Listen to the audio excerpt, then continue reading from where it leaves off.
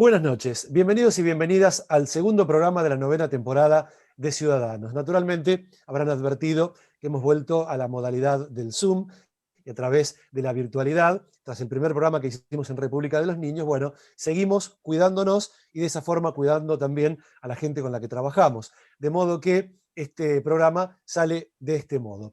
Vamos a tener un programa realmente muy nutrido, notas con la funcionaria Carolina Píparo, con muy buenas definiciones, también el profesional de la salud Diego Varés, para conocer un poco cómo está el estado de la ciudad con referencia a la pandemia, una entrevista muy interesante con el dirigente peronista Julio Bárbaro, y también, obviamente, vamos a hablar del tema de las clases con el dirigente de SUTEBA, Roberto Baradel. Buenas notas, muchos testimonios, de modo tal que queremos empezar rápidamente este programa. Vamos a saludar a los compañeros y compañeras que hacemos Ciudadanos, arrancando por Rosario. ¿Cómo te va, Rosario? Buenas noches. Buenas noches, Ale y equipo. Como la felicidad nos duró poco la salida en la República de los Niños, volvemos acá a la virtualidad intentando de todas maneras ofrecerles la mejor calidad posible.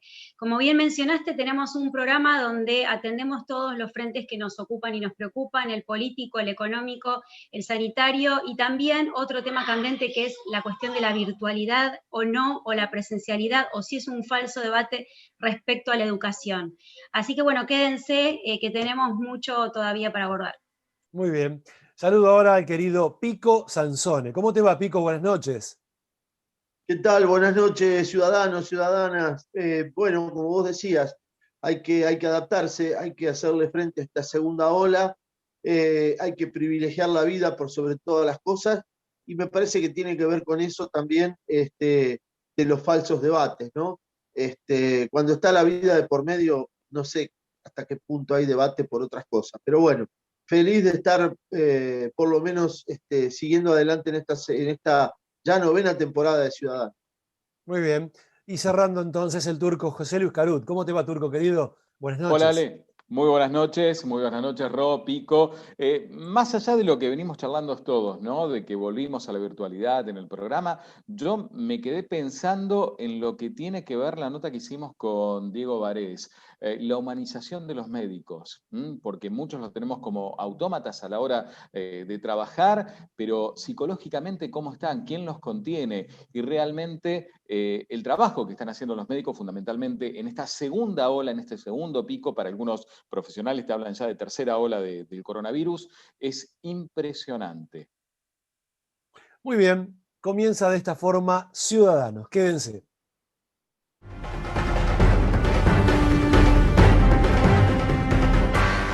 Continuamos en Ciudadanos. Vamos a charlar ahora con Carolina Píparo, que es secretaria de Asistencia a las Víctimas y Políticas de Género de la Municipalidad de La Plata. Carolina, ¿cómo te va? Hola, ¿cómo están? Bien, nosotros bien. Bueno, entiendo, Caro, que recomponiendo un poco la situación familiar tras los 107 días de prisión de tu esposo, volviendo un poco a la vida en casa, ¿cómo son las primeras horas en esta nueva situación? Y las primeras horas fueron muy emocionantes cuando los chicos vieron a Juan. Yo no les había dicho un día porque, bueno, vieron que tampoco había una certeza, había salido el lunes anterior, bueno, así que había salido la resolución, pero había llegado tarde al juzgado de garantías, así que fue al otro día, y bueno, menos mal que no les dije porque les hubiera generado más ansiedad, así que fue una sorpresa, y bueno, pasó ya más de una semana y todavía no lo sueltan, más Bruno, que es más chiquito y bueno, tal vez el que más, no digo que es el que más lo sufrió, pero sí el que más lo expresa. Uh-huh. Caro, ¿y Juan cómo se fue adaptando de nuevo a la familia, a estar con vos, a estar con los chicos? Porque vieron una situación muy, muy delicada para que todos aquellos que estuvieron privados de su libertad por un tiempo, después la resociabilización familiar cueste bastante. La verdad es que no le di mucho tiempo. Necesitaba que me ayude con los Zoom, necesitaba que me ayude para seguir trabajando. Sí, obviamente él su jefe le ofreció tomar unos días de licencia porque él estaba sin trabajar, estaba suspendido del trabajo y tenía muchos días de vacaciones por una cuestión de que hace mucho de que no nos vamos, sumaba la pandemia, y su jefe le dijo: Juan, tomate unos días, porque obviamente el sueldo es de lo que vivimos. Así que bueno, en principio pudo tener eso de tomar 15 días que se le iban a vencer, así que todavía está sin trabajar y está muy dedicado a los chicos. Sí, fue difícil, pero a ver, como yo siempre digo, yo estuve 1 mes y 10 días en una terapia intensiva y él dormía en el piso del hospital de Gonet. Fue horrible para él, más no ver a los chicos que otra cosa. Para el otro él fue muy fuerte, es muy fuerte. Carolina, ¿y cómo desde el punto de vista de la causa, cómo está la causa? ¿Qué te dicen los abogados? ¿Cómo es la situación? La causa, bueno, ahora está obviamente en una etapa de investigación, como saben.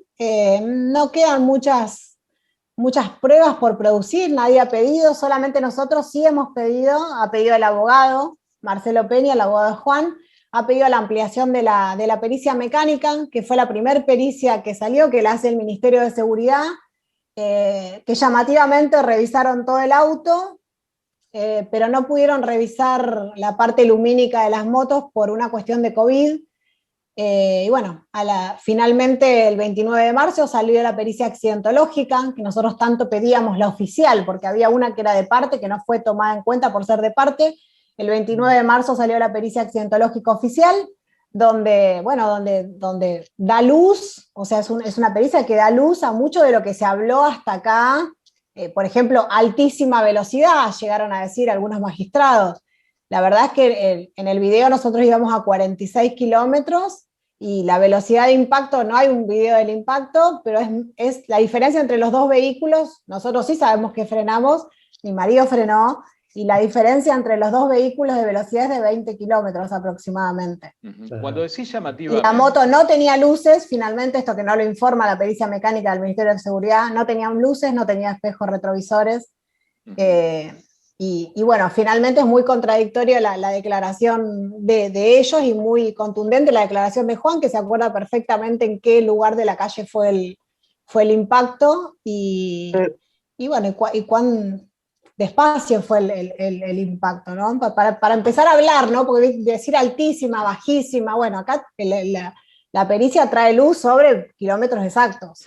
¿Qué es lo que te llevó o que los llevó a ustedes a este cambio que causó sorpresa, ¿no? Sobre todo en el escenario mediático, de haber cambiado a Fernando Burlando como abogado por Marcelo Peña?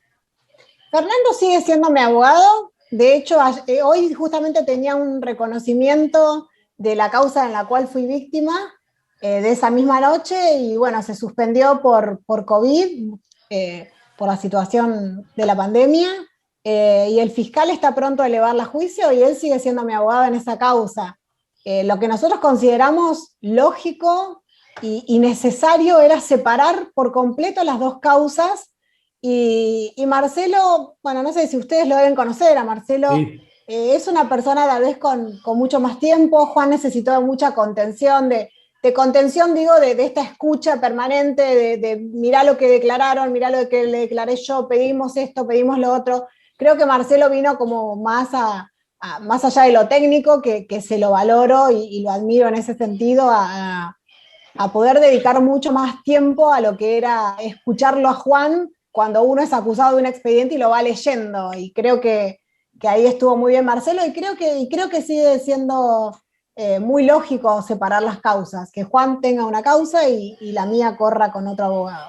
Carolina, la justicia ahora hará su parte, naturalmente, esto sigue su curso, pero te pregunto íntimamente, vos ocupas un cargo que justamente es asistencia a la víctima, venís de un hecho muy traumático que todo el mundo recuerda, recién lo mencionabas.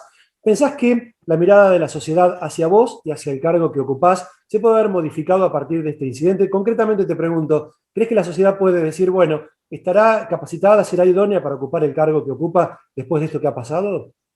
Primero lo que yo recibo en la calle es mucho cariño, también mucha decepción en cuanto a que se sienten, ahora ya no porque Juan saben que está en casa, pero devastados, porque dicen, no hay nadie en la cárcel y tu marido está en la cárcel, o sea, es un accidente. No, yo no creo. A ver, si yo hago un análisis mirándolo, ya con la tranquilidad de tener a Juan en casa, lo que hago es un análisis de una sociedad que hoy se embandera, ¿no?, con el feminismo.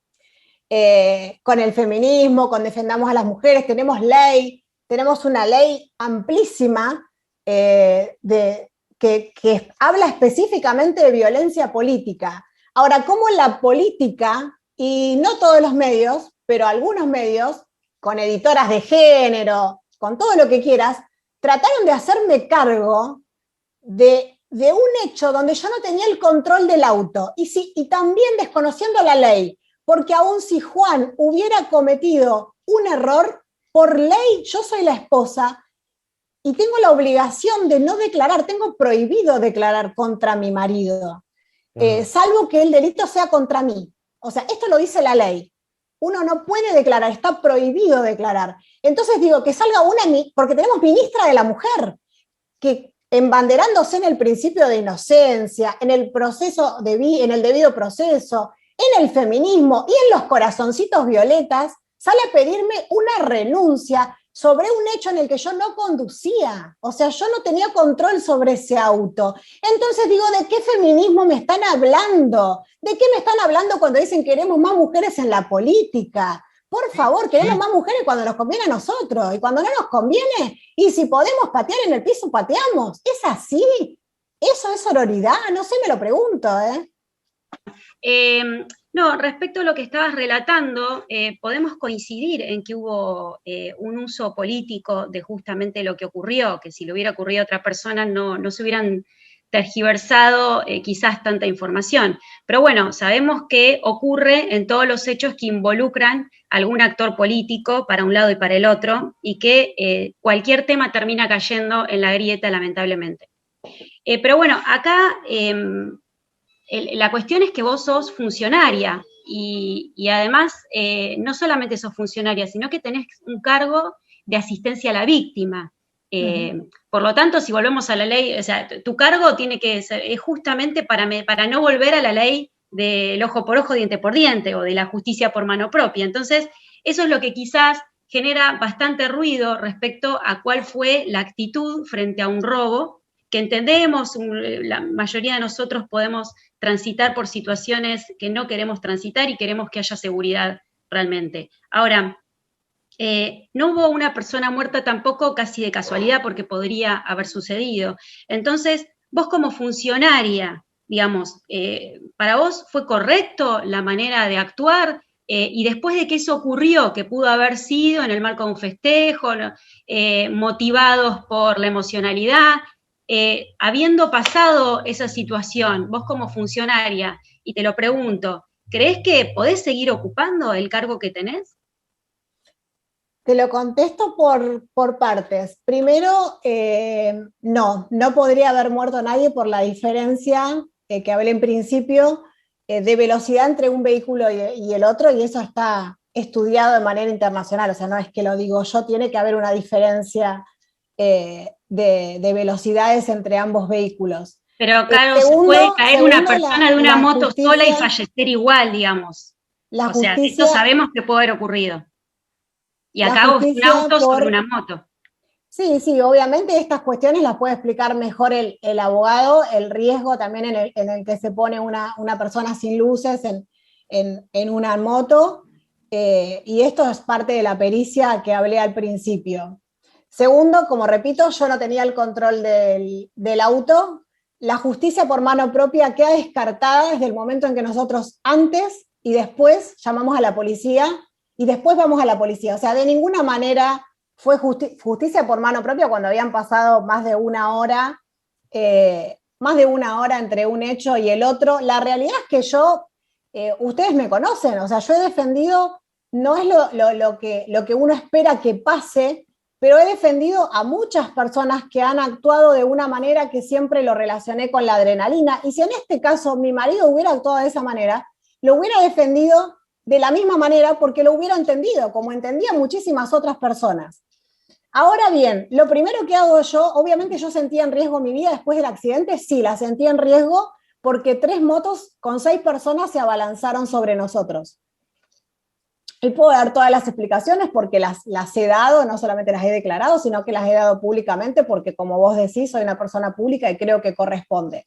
Ahora, lo que yo hago es ir a la policía, o sea, yo no fui a tirar el auto por ahí o traté de irme a mi casa. Yo a los 5 minutos estaba en un control policial junto a mi marido diciendo, tuvimos un accidente, nos informaron que no había moto, que no había víctimas, tuvimos 3 horas preguntando por este accidente, no nos importaba otra cosa más que cómo estaban esas personas. Ahora bien, si hubo negligencia por parte de mi marido y si es lo que termina determinando la justicia, no considero que ninguna mujer tenga que pagar, ninguna mujer ni ningún hombre tenga que pagar sobre las consecuencias de un acto que no estuvo en su control, y sí me siento capaz, hace 2 años que ejerzo este rol, y sí, mi compromiso va mucho más allá, sigo tan comprometida como siempre, ojalá hubiera muchos municipios comprometidos de esta manera con las víctimas de delito. En este año ya atendimos a más de, lamentablemente, ¿no?, a más de 300 víctimas de delito común, que es lo que podemos asistir nosotros, delitos de entraderas, delitos de robos. Ayer justamente visitábamos bueno, no sé si pudieron verlo en los medios, a Jorge Arce, un anciano de 83 años, golpeado de manera brutal. Creo que la violencia crece y creo que esto es lo que le preocupa a la gente. No creo que la gente esté pensando específicamente en mi hecho, sino en la preocupación diaria por la inseguridad. Carolina, tenemos que ir cerrando. José Luis te va a hacer la última pregunta, cambiando un poco de tema, ¿no, José? Así es. Una de las preocupaciones de la gente, más allá del tema de la inseguridad, más allá del tema de la inflación, tiene que ver acá en la provincia de Buenos Aires y en todo el país, pero en realidad en provincia de Buenos Aires, zona AMBA, por la presenciabilidad de las clases. Tanto vos como el resto de los legisladores de la oposición de Juntos por el Cambio están encabezando el reclamo para que el gobierno de la provincia de Buenos Aires vuelva a la presencialidad. ¿Cómo siguen estos pedidos por parte de la oposición, Caro? Yo creo que es muy justo decir que los primeros que empiezan a reclamar la presencialidad es Padres Organizados, que es una organización apartidaria y que tiene un único objetivo, que es volver a la presencialidad, y lo hace desde el año 2020. Yo acompañé como mamá, obviamente, cada manifestación, y me parece fundamental volver a la presencialidad. Me parece fundamental también en este caso que la justicia provincial se pueda expedir, porque está mostrado con datos que es un lugar donde los contagios no se han propagado. Está mostrado con datos que la cuestión de Zoom, de lo que hablamos nosotros, que para nosotros sí, obviamente, en nuestra casa es un cambio en la habitualidad, en la cotidianidad, que generalmente, como decía Romy, lo hacen las mujeres, pero eso es muy de nicho. La realidad es que por más que salgamos a regalar computadoras, lo que fuera, el país tiene una deuda enorme con la conectividad, más allá de que hoy sabemos, cuando dicen, bueno, vamos a salir a dar computadoras, bueno, hace más de un año que los niños no tienen ningún dispositivo. En las familias hay un dispositivo, y a mí que nadie me venga a decir que recibir un WhatsApp por semana es recibir clases. Yo veo cómo recibe, por ejemplo, cómo divide mi hija, y la realidad es que yo no le puedo enseñar a dividir, porque yo dividía de otra manera, yo dividía hace 35 años de otra manera. Digo, imaginemos esto en todas las familias. Sí, ¿esto que es un capricho del gobernador o presión de los gremios? Yo creo que hay una mezcla. Yo creo que a veces lo que siento es que hay mucha cobardía y mucha poca energía para focalizar donde sí debemos focalizar, que es en la distancia social. Justamente ayer veíamos ese acto multitudinario con todos muy cerca. Bueno, evidentemente están vacunados, ¿no? Pero ahí sí debemos focalizar en la distancia, en el barbijo, que los niños no se quejan, a diferencia de los adultos que nos quejamos más, no se quejan de las 4 horas de barbijo, y creo que se meten donde pueden, y justamente donde pueden es con los niños. Entonces yo digo, eso es cobardía. Hay que ir a las ferias a pedir distancia social, no hacer multas. No estoy de acuerdo con el jefe de gabinete y con esta cuestión de hasta 4 millones por quien no cumpla restricciones, cuando la gente está desesperada por ir a trabajar, por ir a ganarse el mango. Sí me parece que tenemos que tener una campaña mucho más basada en la concientización, en la responsabilidad y entendiendo que es un país que ha hecho un gran esfuerzo y que estamos agotados. Gracias, Carolina. Ahora sí, gracias por tu tiempo. Muy amable. Gracias a todos ustedes. Un beso grande. Que tengas buen día.